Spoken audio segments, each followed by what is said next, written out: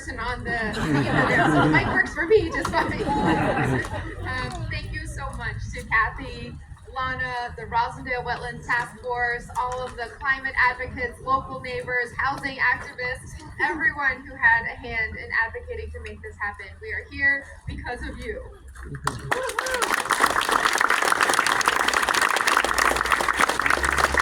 Our goal every day is to make Boston a home for everyone, and that includes being the most family-friendly city. That includes being the greenest city in America. Yesterday, we took a big step there with all the green confetti coming down everywhere. And today is just as significant on both of those fronts. So, this is really a dream come true in a lot of ways.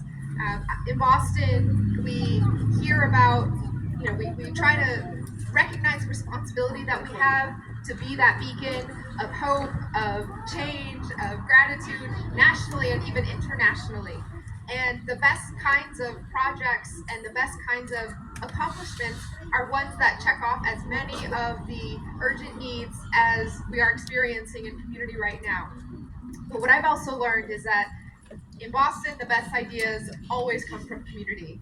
And this is one that truly was nurtured by, pushed along, advocated, and cooked up from the brilliant minds and passionate hands and hearts of those who live in this area and believed that we could have a real example of something special right where, something that was already right here that in some ways is needed to be elevated, made visible, and protected. A lot of work goes into something like this. As you heard, the lineup of different agencies and city departments that were involved. So I just want to echo my deep thanks to everyone from the city who had a hand in this over a very long time coming.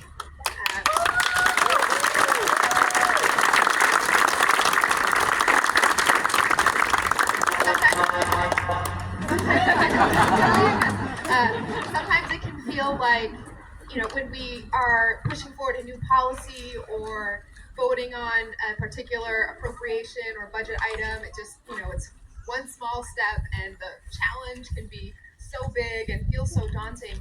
But today actually is also a reflection of how those small steps really start to snowball once you put them all together.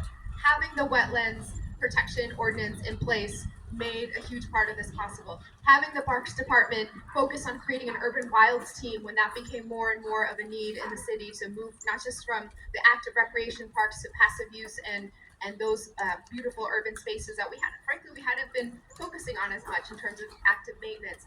Having the housing team set up the acquisition fund and be able to deploy it in this case in a really creative way, partnering with the state. All of these are ideas that were only able to be implemented because of organizational muscle, and relationship building, and practices and policies that all layered on top of each other. So there really was no one thing that happened to make this possible. We needed all of it, and that is the culmination of what we hope to do, is to keep building that foundation so we can do more projects like this and even more innovative things day after day after day.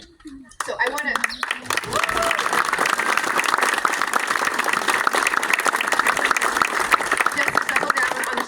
to the city's real estate team. Sheila Dillon is representing at another very significant housing event elsewhere in the city, and so I want to thank her team and thank Dan for all of the work that everyone has put in.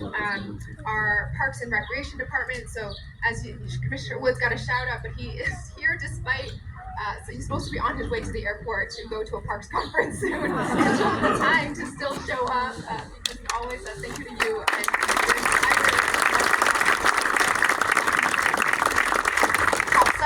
Urban Wilds program.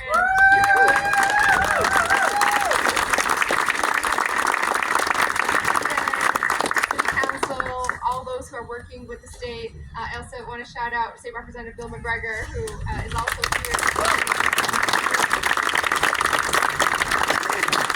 And of course, Rutsy and Enrique, who was like, you cannot miss this event.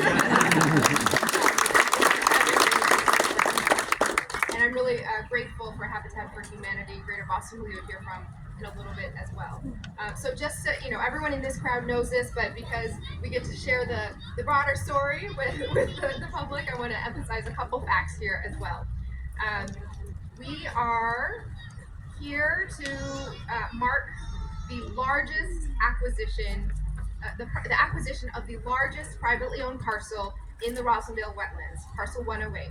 And when we cut that ribbon, it will include new features like this entrance, trails to actually make it accessible, boardwalks, signage, so that everyone can appreciate and recognize the natural beauty being protected here.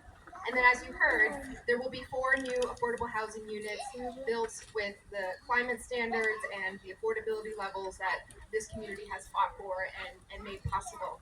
So it's really a dream come true project on every front, protecting against climate change, fulfilling our Green New Deal goals, stabilizing our community members, bringing new families to be able to stay and thrive and put down roots here in our city, and showing that we can reject the false choice between protecting our environment and building homes for our residents and building wealth in our communities. I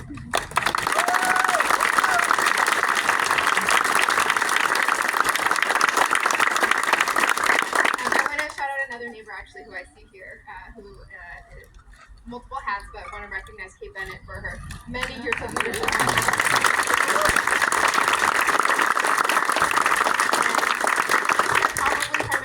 Neighbor, but also a little bit taking some credit on behalf of the BPA as now a member of that board. So thank you for your continued